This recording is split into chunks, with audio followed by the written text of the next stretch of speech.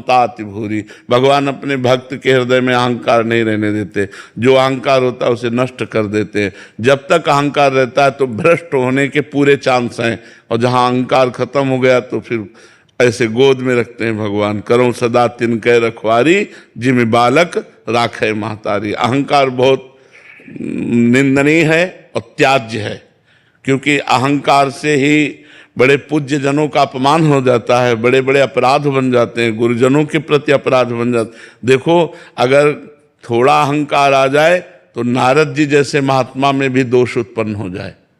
इतने बड़े महात्मा नारद जी को हम आ गया कि काम भी जई, तो भगवान शंकर पर दोष दर्शन कर लिया, हरि के पास जाकर अहंकार भरी बात की, और फिर ब्याह का चक्कर आया और हरि को भी शाप दे दिया ले। कितनी बड़ी विचित्र लीला हुई कि इतने बड़े अवतारी महात्मा को भी अहंकार ने नचनी नाच नचा दिया।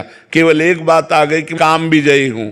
कोई भी अहंकार है तो नचनी नाच माया नचा देगी, और अहंकार रहित जो साधन है वो भगवान के प्रेम को प्राप्त होता है।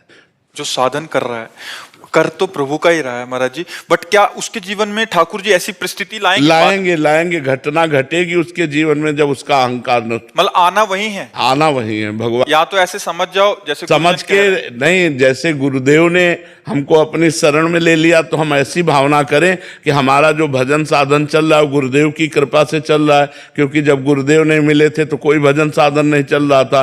तो ये भजन साधन तो गुरुदेव की कृपा से चल रहा है, मेरे में क्या बल है। अगर ये बात आ गई कि मैं भजनानंदी, तो मैं फिर गिरना पड़ेगा, फिर कहीं ना कहीं ऐसी जगह गिरेंगे जहां पता चलेगा मैं कुछ नहीं हूं, तब आएगा हे हरि अब आप मुझे बचा लो, तो हरि उसी समय बचा लेंगे। सत्य।